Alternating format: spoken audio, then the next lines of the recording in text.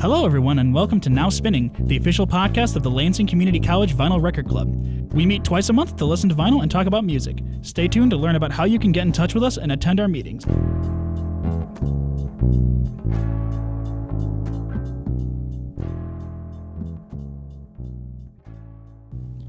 Hello, everyone. Welcome back to another episode of Now Spinning. I'm Simon Medina, and with me today I have Jacob Zokvik.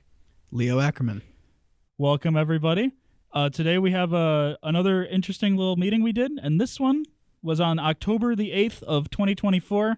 And the theme of this meeting, we finally have themes again, is space. Space! Woo, yeah, pretty cool. Wow. I thought that was a fun theme because it was like open-ended. You could say it's very anything that is vaguely space related. There's a lot of music like that. And we had a lot of people really sticking to it. Like normally we have like maybe what?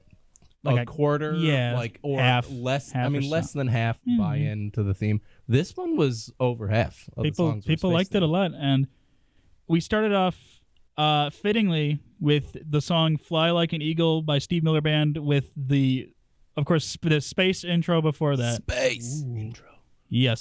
Yeah, just an outstanding, like, still somewhat experimental use of synths in rock music. Steve Miller Band, just like a great kind of high energy rock band that really, really made that transition into adding synth without changing how it was going to work. You know what I mean? They don't sound futuristic or spacey except when they want to, and when they want to, they nail it. I mean, like Fly Like an Eagle is an iconic song, and it really, like, it's almost not a rock song, but then the entire rest of that album is like a pretty good rock album. Yeah, You know what I mean? very good And album. It really builds energy, especially with the intro into the song, into the like guitar heavy songs that follow it. Right. Yeah, I mean, this one, this is the only Steve Miller Band I've like actually listened to all the way through, and it's the only one I own, but I really do enjoy this album. Again, like you said, tasteful use of synthesizers. It's not like overpowering or anything. But still experimental. Yeah, absolutely. No, they found the balance for it for sure. There's one other song on this album as well that I thought also fit the space theme that I would have played if I was there, which I think was Wild Mountain Honey, just because they say we're lost in space in it, and I thought that would have worked, but that's also a good song. And a lot more of a rock song. Yes. Fly Like an Eagle. It's very good. But yeah, Steve Miller Band, Fly Like an Eagle, good album. Check it out. If there's one thing you take from... No. Never mind. Following that up, though, we're not going to say that yet. We have the song Space Lab by Kraftwerk. Friends of the show. Kraftwerk. I'm not... Werk. With a Werk. with a We're V Americans. With a V. So, All right, fair enough. Kraftwerk, if I'm not mistaken, they're pretty beloved in the club, or at least by Steve. Oh, yeah. Absolutely. Oh, yeah. I'm honestly not too familiar with their work. I've liked what I've heard. So- I love Computer World, you know. I'm not I listened to too familiar with most Autobahn. of it. I have that one. Oh, yeah. That one's They've got plenty of stuff. I hate to say it. They have plenty of stuff that's kind of skippable if you're not into that style of music. Yeah. It's very repetitive electronic music. It's very, German electronic music was extremely experimental at the time, and they really drove the genre in those early days. And some of it, like Kraftwerk, never falls into like being like Custer, where it's bordering on ambient sounding. You know what I mean? Their stuff is still clearly being influenced by like disco sounds and things that are happening at the time, Also, and there's an yeah. energy Also, to it. krautrock. That's Yeah. another big influence, because I don't know much about Kraftwerk, but what I do know is that a few of the members from, I think it's called Neu, were actually they like started Kraftwerk, and they did not know branched that. off from Neu. Yeah. And that's where the repetitiveness comes in. Is Yeah. that big krautrock influence. I'd say, yeah, this song especially, though, I think is heavily influenced by like disco sounds, though. Oh yeah. That's, yeah. But yeah, good song, though. I love this song. Yeah, and just Good pick. go check out Kraftwerk. Great yeah, band. Just a really cool experimental electronic sound, kind of like we were saying with Steve Miller Band, but from a very different yeah. angle, a very different take No, on yeah, it. definitely. But still, just very cool. Highly Yeah. recommend. Following this one up, we have another space-themed song, if you'll believe that, and that is "You Are My Starship." Oh. And I believe you have something you'd like to share about that album. Yeah, so I brought this in. I had never heard of this before.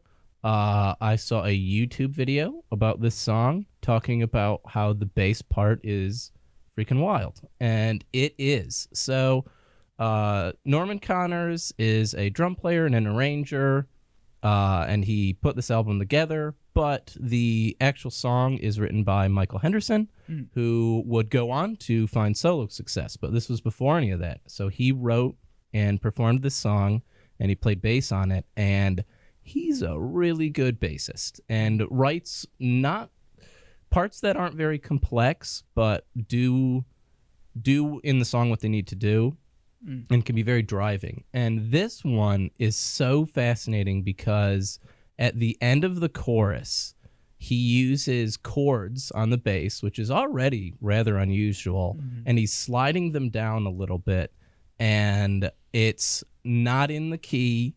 It's not like it's openly dissonant with what's happening, and there's no resolution to the chord progression in the chorus. So the chorus in so many songs to get people with like a hook ends with a move by like a fourth or a fifth or something, often back to the root or stuff like that, to give the chorus a really strong like resolved sound to make you like feel good about the chorus. And this is the opposite. The whole chorus is like just creamy, smooth, like spacey. Like it really does sound spacey, and it's still it's still having this like pleasing sound, but then all of a sudden at the end of the chorus, the lyric is "But don't you come too soon," which is like kind of is implying probably a couple different things, but is, you know, implying don't mess this up. And I think it really kind of, this bass part forces you with the lack of a resolve to feel it in a like so much more like nervous way, or in a way that you just like, you can tell it's not quite right, but it's still like, it's so sensual. And this is like a classic bedroom song in like a Marvin Gaye style. You know, it's very much trying to push that idea, but this lack of a resolve actually kind of builds the tension back in, and I think kind of makes it more exciting in that way. But yeah, Michael Henderson, totally worth checking out. His solo stuff is also really good. And this album is also very good to check out. I entirely listen to side A every time I put it on. There is no just listening to You Are My Starship. I always listen to the songs that follow it. That is also, I want to comment on that album cover. It's very, very yacht rock, but like it's not. It looks like a yacht rock album, but it's not. It's not quite that. No, I love his pose on the back. Oh yeah, look at him. It's really good. Smug. I just love that picture. That's fun. I'm not too familiar with the work, but like Norman Connors is not particularly popular. Neither is Michael Henderson, really. So, you know, it's that kind of R&B soul kind of style that was, you know, really popular in the 70s. And I think these guys are a bit, you know, removed from the like kind of Motown sound and stuff that we're really used to. And yeah, it's just not that popular. But I don't know why, but I really like it. And that's like, I discovered it entirely by accident. Yeah. And then I think the first ever time that as a club we went to buy records together. Yeah, the record show. I bought this. Oh, I actually I remember you buying that actually. That is yeah. from the first ever, I guess, record club field trip. If you want to call it that. Wow. Sure. Anyway, I texted like 3 people and said, "Hey, let's go to a record store," but we'll call it. It's a field trip. yeah, it was cool. Wore the t-shirts and everything. Next, we got Venusian 1 by King Gizzard and the Lizard Wizard, friends of the show. I think I've seen this one before. Mark your bingo cards. Yeah. It's every meeting, and that is totally okay. We love King Giz. Absolutely. Yeah, like you said, friends of the show. We played a song from Infest the Rat's Nest at the last meeting, but it just lends itself to being in this meeting because so many of the songs on that record, Infest the Rat's Nest, are space themed. Yes. Yeah, wild. And then literally the one that got played at the last meeting, Mars for the Rich, like obviously that could have been played this time and nobody would have batted an eye about it. But Venusian 1 though, that's also another planet though. Are there any other songs in this that are like planet named? Hang on, I've never actually like looked at the track list of this album before. Oh yeah, that's like 3 other ones. Okay, fantastic. Oh really? Nice. Planet B and then Venusian 2. Venusian 1 Venusian. it's a lot less bluesy than Mars for the Rich, which was played at the last meeting. This is way more of a straight up thrash song. It gets way more aggressive and it kind of showcases what they would go on to do in Petrodragonic Apocalypse. Mm-hmm. Very aggressive. It's awesome. It's King Gizzard and the Lizard Wizard. Please go listen to it. This is the one album that you have to go listen to off of this, I think. Yeah. We'll say that. Right. Put that on the bingo card too. Following that up though, we have this song which I want to call out just for the album cover of it, which I love. It's the song Spider by the band Pylon. Off the album Chomp, and the album cover is just a giant picture of a dinosaur, and I love that with the title and everything. I think it works perfectly. I did also like the song, to be fair. Like to give the band and whoever played it full credit. The song was also it's a good song, yeah. But just the dinosaur, I think it's great packaging. Just the album called Chomp and the picture of a dinosaur. It's evocative. I'll buy most records that have a dinosaur. Oh yeah, 100%. The Petrodragonic, all right, that had a dinosaur on it. Great album. Coincidence? I don't think it's a coincidence. I think it's inherent. Yeah, I think it is.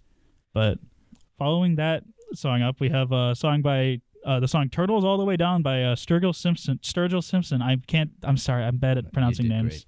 But I like this song a lot.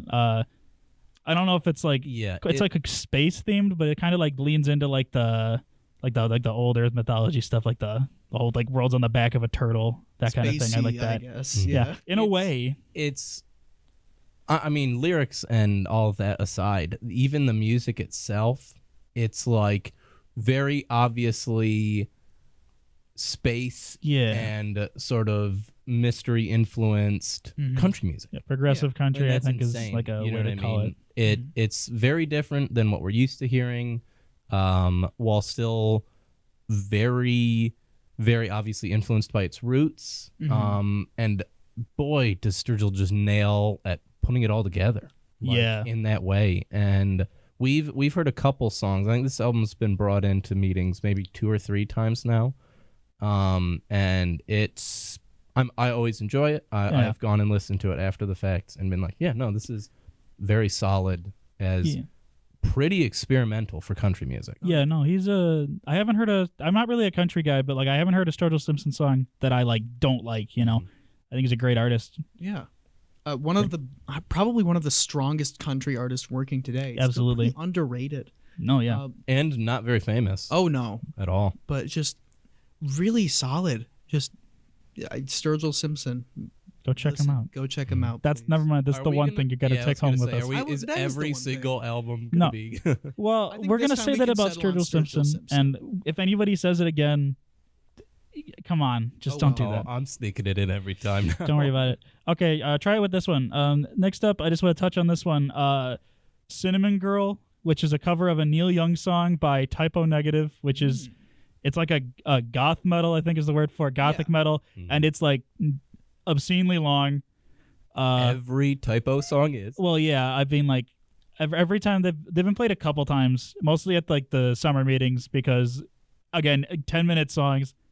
Got to sit there and just like wait for it to be over. But not to be mean, I like the Neil Young version of the song a lot. They do a good cover of it. I think it's like they keep the essence of it there. Yeah, it's not like but it sounds creepy. It does. It's ominous. And that's what I was gonna say about the long stuff too. Is that it's never bad. No, it's really long, but it doesn't get boring. And their sound is kind of so well refined in this like hard rock kind of sound, but ultimately like because it doesn't quite drift into metal a whole lot. Like it absolutely does, but it's hard rock that is still just so heavy and dark in a way that isn't, it never sounds childish. You know what I mean? Yeah. There's a lot of those songs that are dark that you're like, oh, this is a bit goofy, where Typo is always a little too messed up to just be like comfortable. You know what I mean? It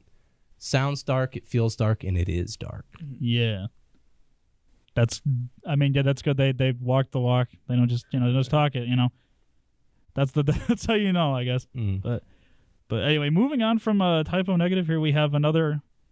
I don't know how I'm gonna connect Gautier to Typo Negative, but he's up next. Yeah, another artist. Gautier, yeah. So a friend of mine brought this in and gave me a bit of a history lesson about it. But yeah, so Gautier, obviously very famous as a bit of a one-hit wonder. Somebody I used to know. He did not want to be famous. He was not ready to be famous, and he has not really released music since.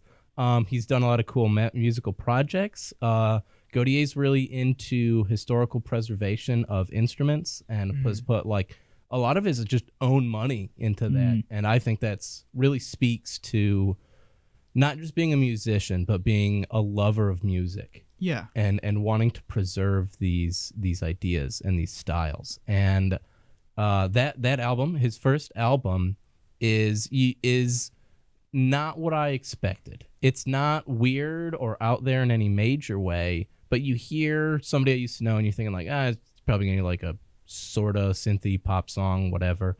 And a lot of the stuff is, but it's not just that. It's very complex. He uses a ton of different samples, and it really, the entire album has a great deal of variety while maintaining a pretty consistent style.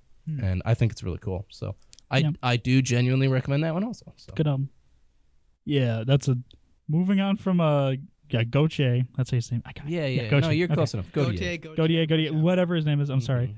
We have Radiohead, and the song is Tree Fingers off of their album Kid A. Oh boy. Okay, so Tree Fingers is kind of a hard song to talk about because it is an ambient interlude in what is otherwise a post-rock electronic album.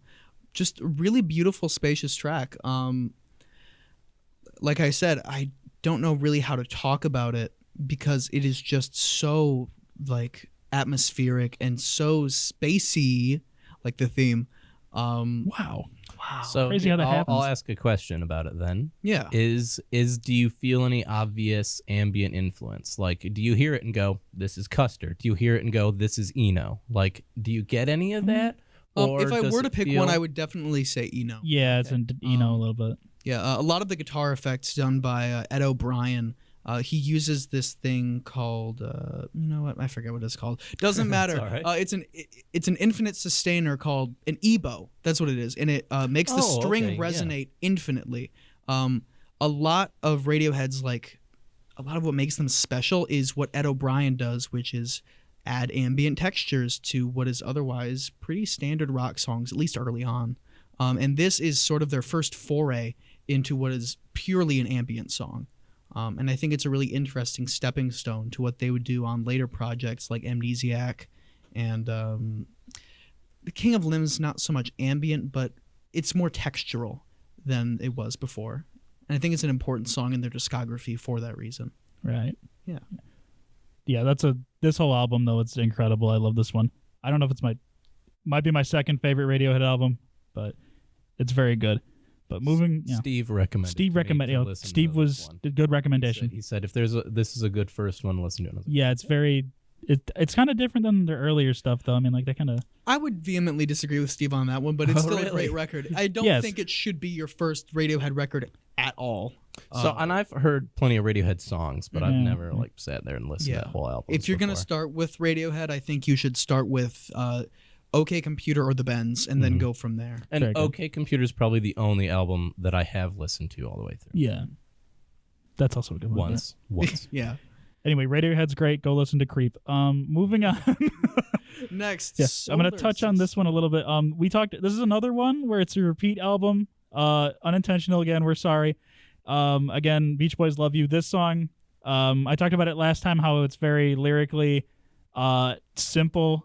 Childish. This song is Solar System. It's basically just Brian Wilson talking about the planets, and he said there's this bar. I'm gonna say a bar. It's a line in the song that goes, "If Mars had life on it, I might find my wife on it," which I think sums up the whole album succinctly in terms of the lyricism in it, but It's just it's goofy, it's silly, yeah. it makes you smile a little bit, even if it's not that, even if it's just like a little bit like you cringe a little bit, but it's just wholesome. It comes from the heart, Yeah. Nice. I think cringy but wholesome is kind of like That's the Beach Boys a little bit. kind A of lot of their And stuff. gets Kind of, but- derided unfairly a lot. Mm. Like, Yes. especially in the terms of the Beach Boys. There are so many people that listen to it and they're just like, that is cliche. They can't stand the harmony and stuff. And it's like, it is such a good vibe. Like, just chill out and enjoy it, and you will have a good time listening to the Beach it's also Boys. cliche because they were They the ones invented who- they did it. There's like, a They were reason. cultural icons. like they Yeah. are vocal surf. Like Mhm. Yeah. that's them. This is not vocal surf, but this song But- is not. But But the general idea is like the like vocal harmonies and whatnot and the harmonic progression and stuff. They are kind of the group that made that cheesy in massive quotation marks. yeah, So it's I think big it's big kind of quotes. unfair to deride them for that when they were the ones who kind of started it. Exactly. Like they're not really like being copycats or like leaning into a cliche if they did it first. Right. Right. Absolutely. But yeah. Anyway, Beach Boys Love You. Great album. Don't listen to it first. If you're gonna Please don't. don't listen to it first. That is a late stage Beach Boys album. But moving on from that one into another two songs here that are kind of connected to each other, in that they're both space themed from artists who would go on to make much greater music. No offense to these, but and that is Astronomy.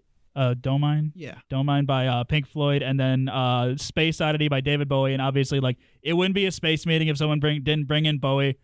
I was kind of Right. concerned it was taking so long for someone to play it, and I was being like, "Did somebody brought it, right? And there's no way we forgot Space Oddity, right?" Mhm. But I can talk a little bit about Bowie, but this song, I mean, it's a little bit cliche now. Like, people talk about David Bowie, and this is immediately the first one you think of, obviously, but maybe not the first one, but it's one of the first ones. Yeah. And obviously, this was his like big break. I think it's cliche in kind of the same way we were talking about the Beach Boys. Right. Cliche, though. It was a way to write and perform a ballad that people weren't really doing at that time. Yeah, and yeah. it had a sound and a style that really drove not just Bowie, but a lot of other artists into kind of replicating a lot of Right. those types of like storytelling in the songs. Like, obviously ballads have been around for long before David Bowie was even born. Yeah, of course. But yeah, it's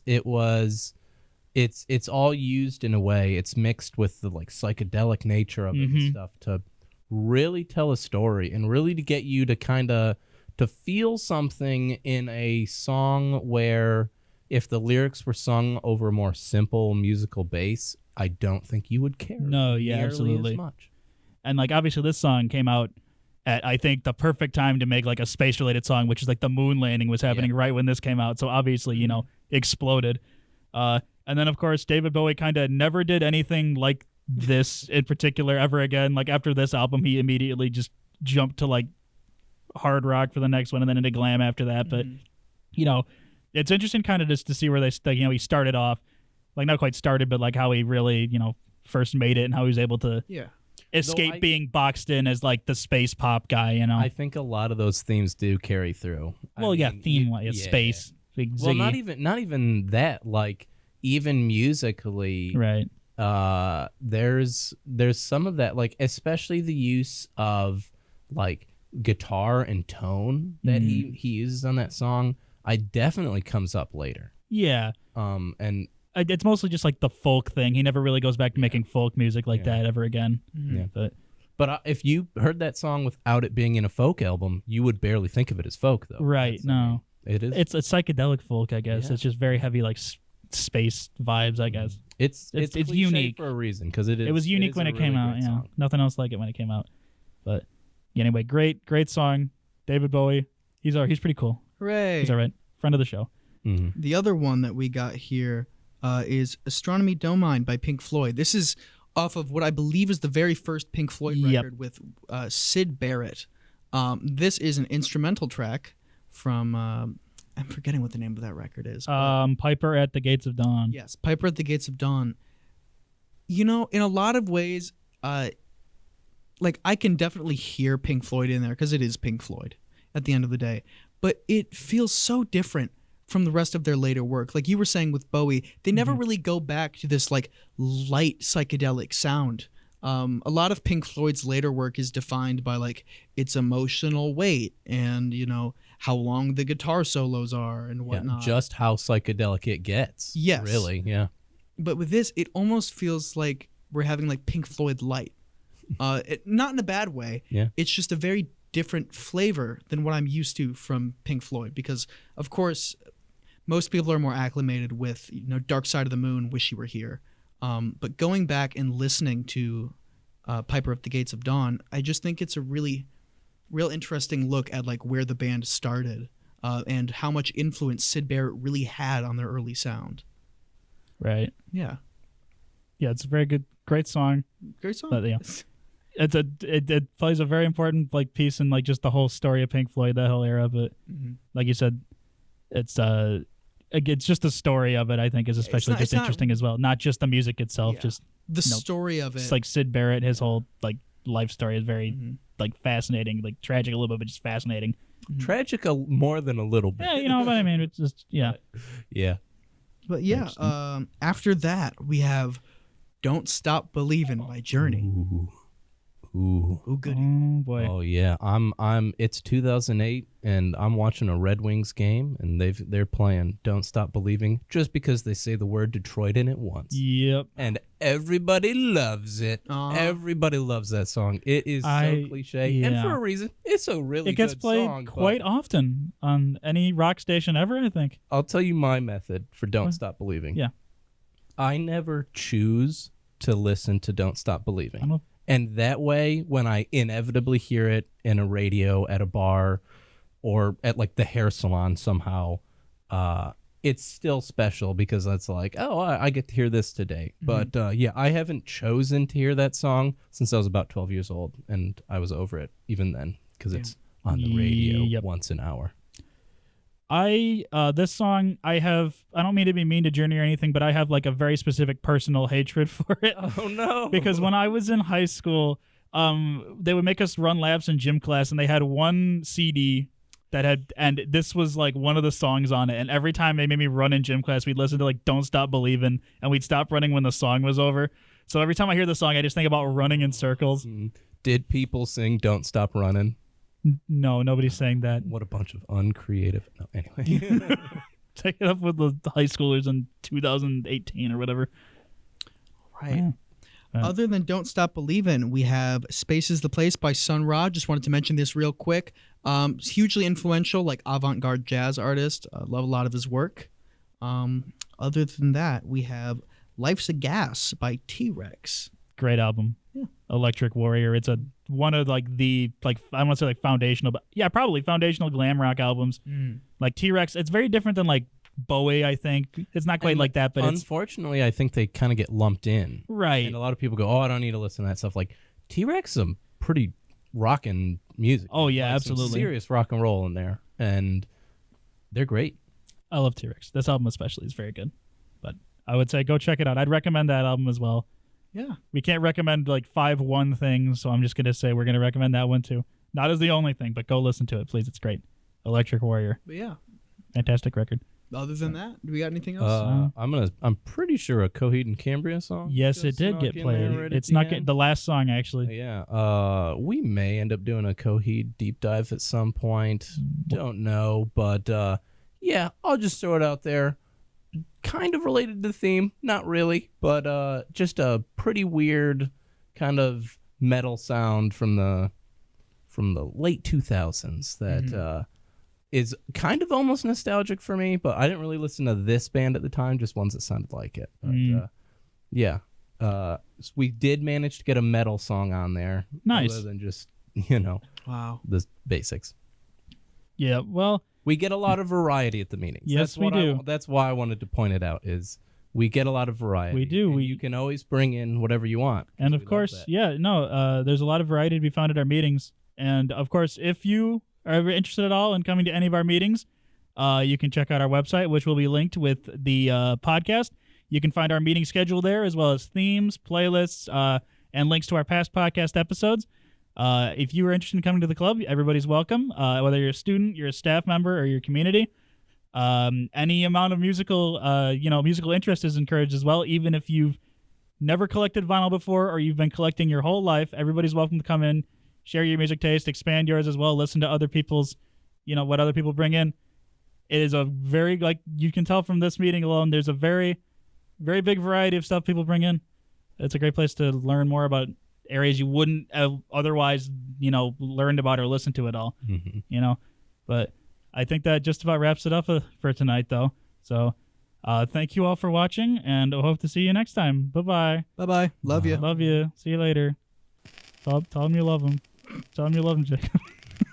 No. Okay, we're going to end it lit there.